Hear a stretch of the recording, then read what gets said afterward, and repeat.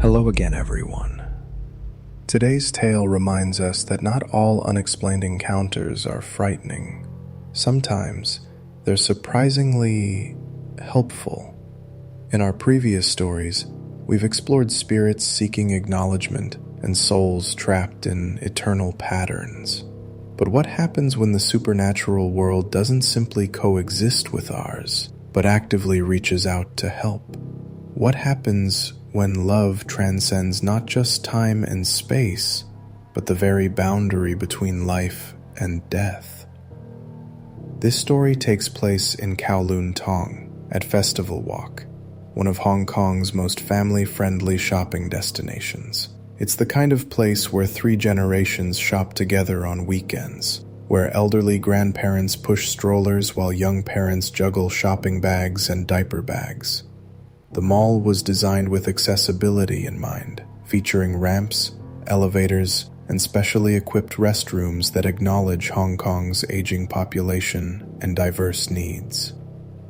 But despite the best architectural intentions, daily life for people with disabilities in Hong Kong can still present countless small challenges. Heavy doors that require 2 hands to open, automatic sensors that don't always detect someone sitting in a wheelchair, restroom stalls with locks positioned just out of comfortable reach. These aren't insurmountable obstacles, but they're constant reminders that the world isn't always designed with everyone in mind. In Hong Kong's family-oriented culture, the idea of ancestors watching over us runs deeper than mere superstition. It's woven into our understanding of how families work across generations. Grandparents don't simply disappear when they pass away. They continue to play protective, nurturing roles in their descendants' lives. We burn incense for them, leave offerings of their favorite foods, and consult them through prayers and dreams. But what happens when that ancestral protection becomes tangible? When help arrives in ways that can't be explained by coincidence or wishful thinking? Our witness learned that assistance can come from the most unexpected places, and that love, true familial love, finds ways to express itself that transcend our understanding of what's possible. Let's call her Jenny, and her story begins with the daily challenge of navigating a world that wasn't quite built for someone like her. Jenny, a 42-year-old single mother who had been using a wheelchair for nearly 2 years following a car accident on the Cross Harbor Tunnel.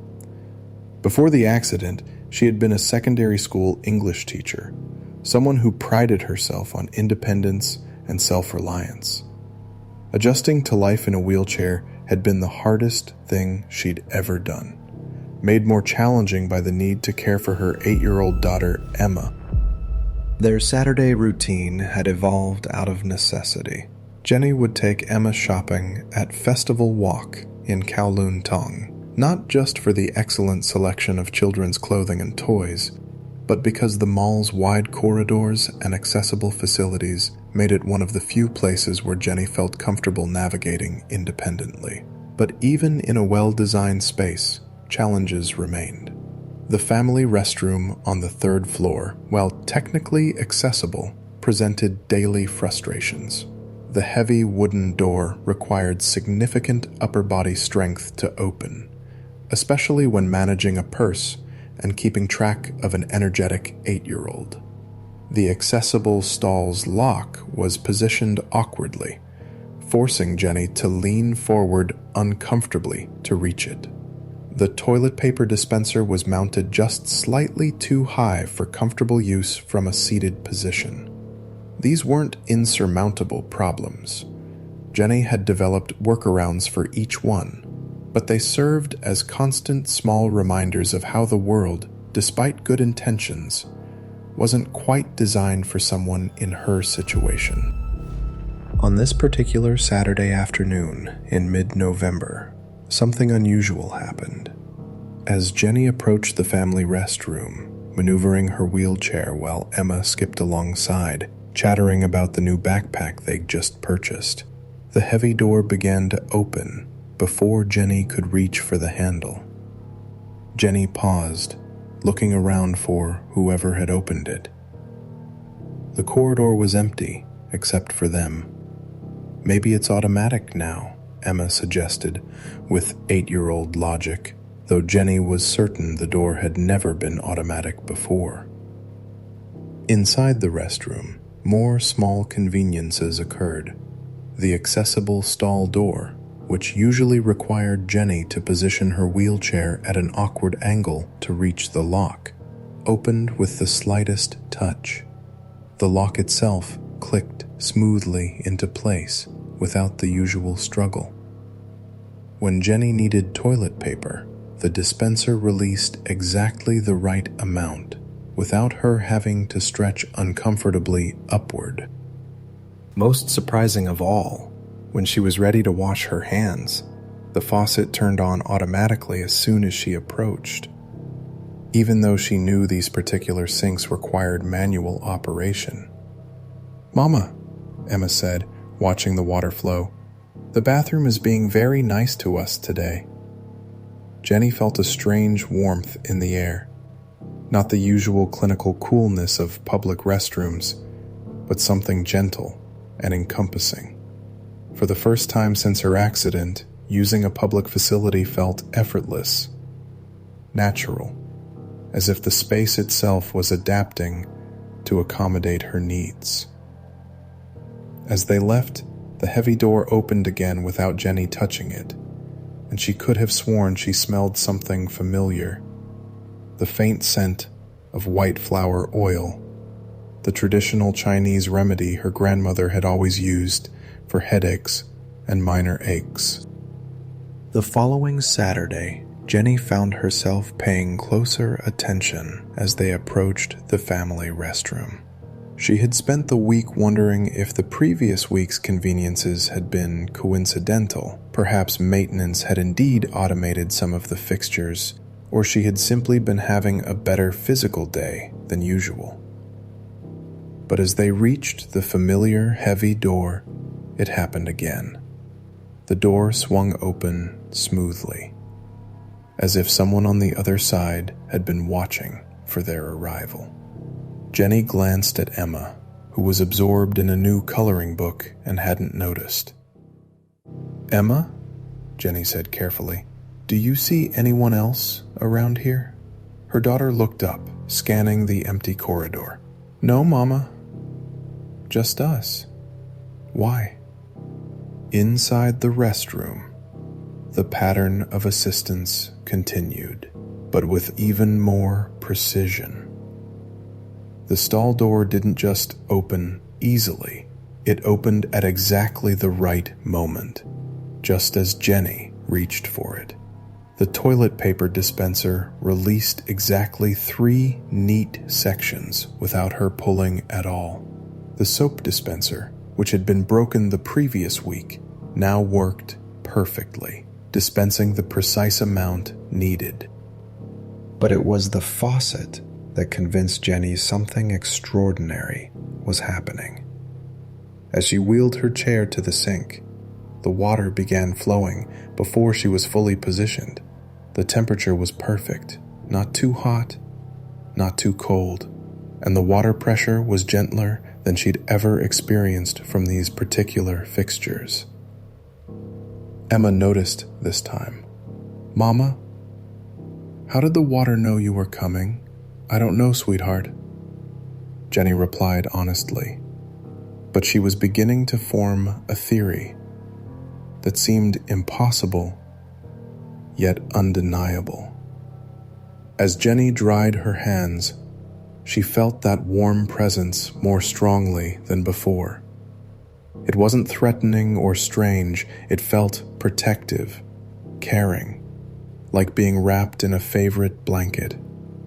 The scent of white flower oil was stronger too, mixed with something else she recognized, the faint fragrance of jasmine tea, her grandmother's favorite afternoon drink.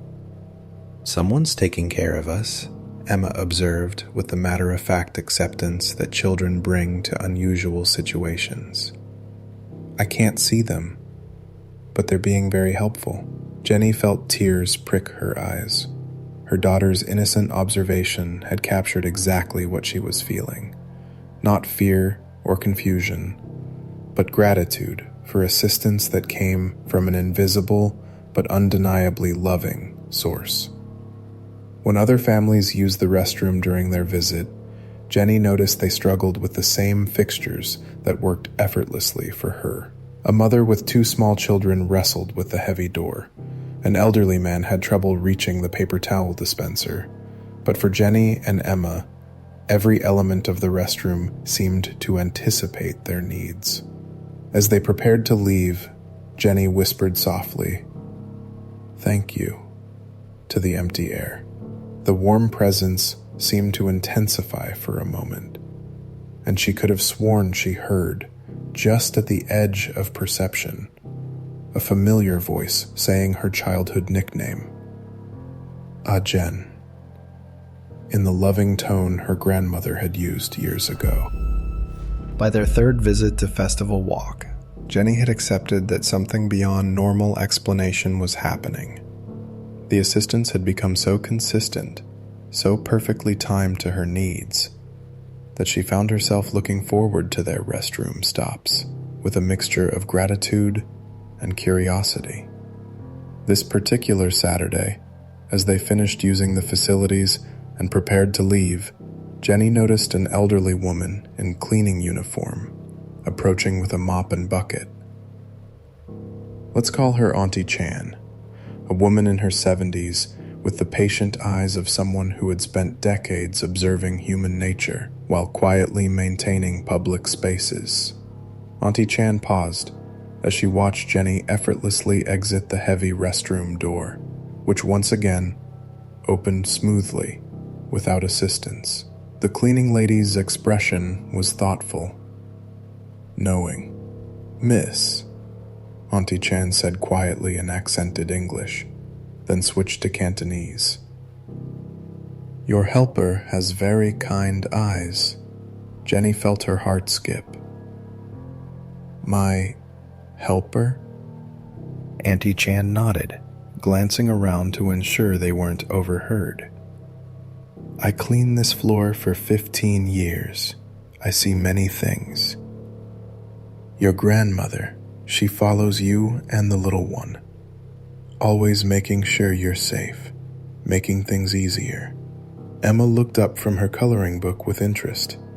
"Mama, what's the auntie talking about?" "You can see her?" Jenny whispered, her voice barely audible.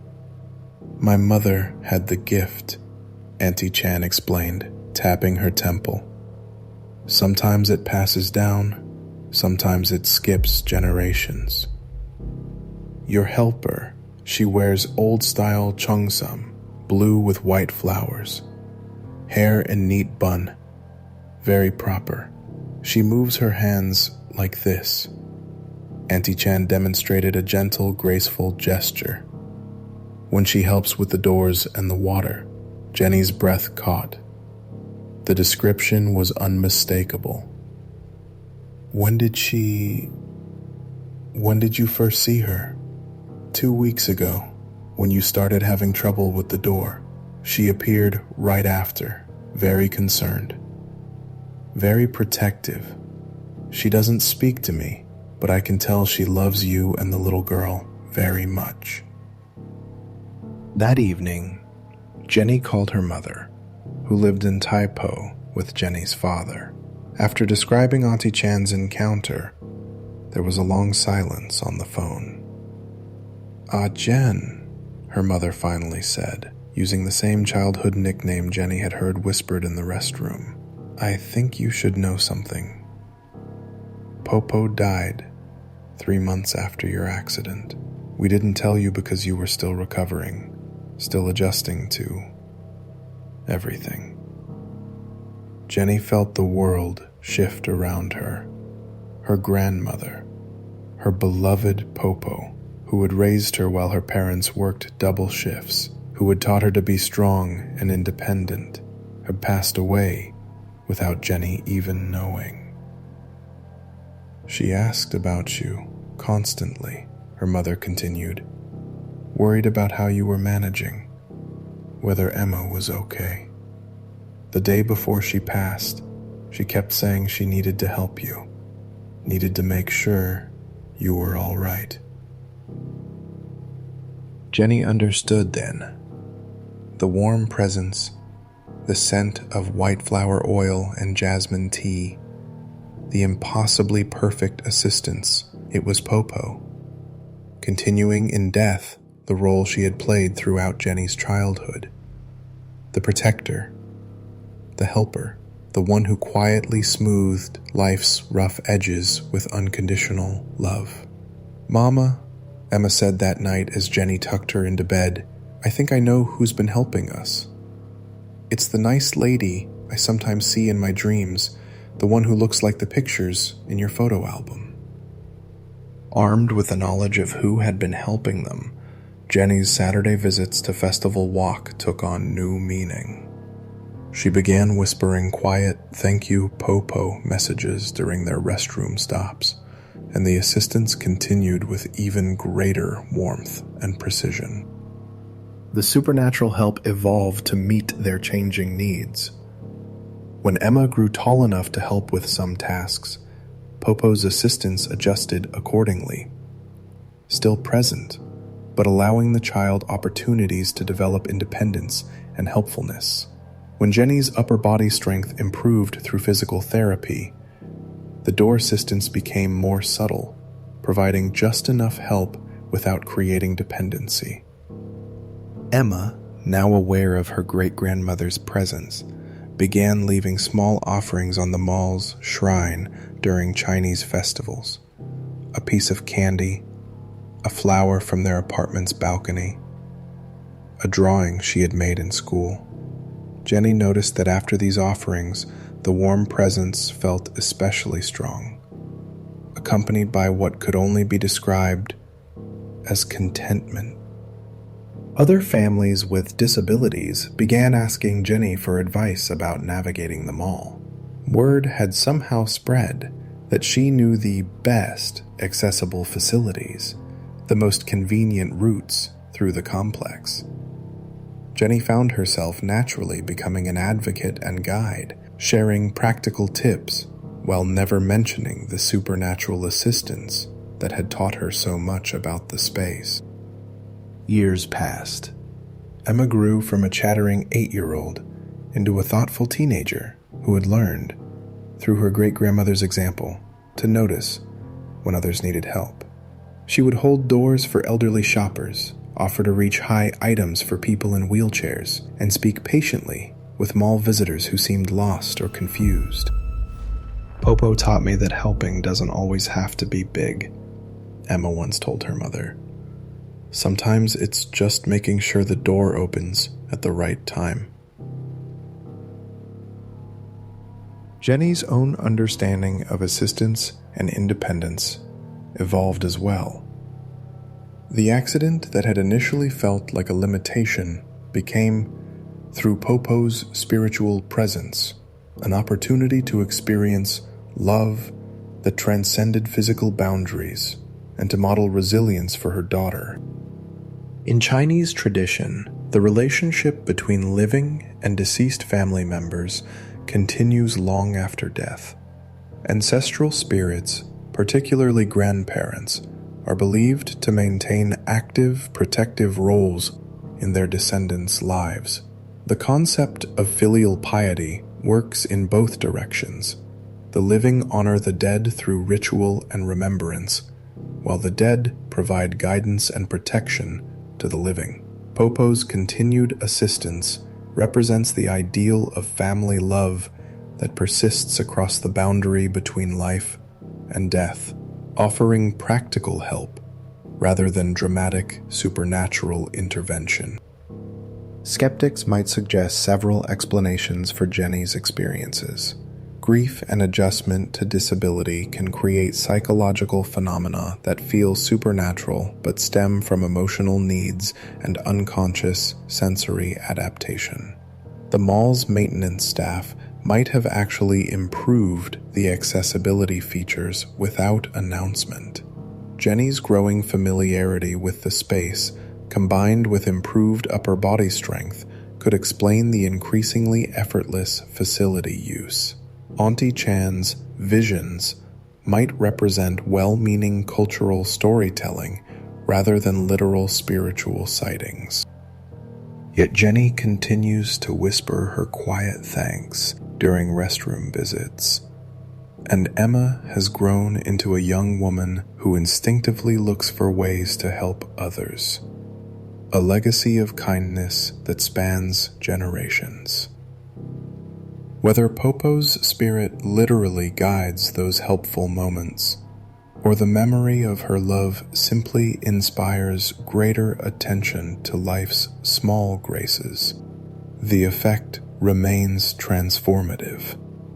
A family learning that care and assistance come in countless forms, some visible and some mysterious, but all rooted in the enduring power of love.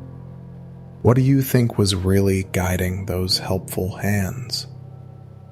Was it Popo's spirit continuing her earthly role? Or something deeper about how love and memory shape our daily experiences? Let us know in the comments below. And don't forget to subscribe for more true ghost stories from across Asia.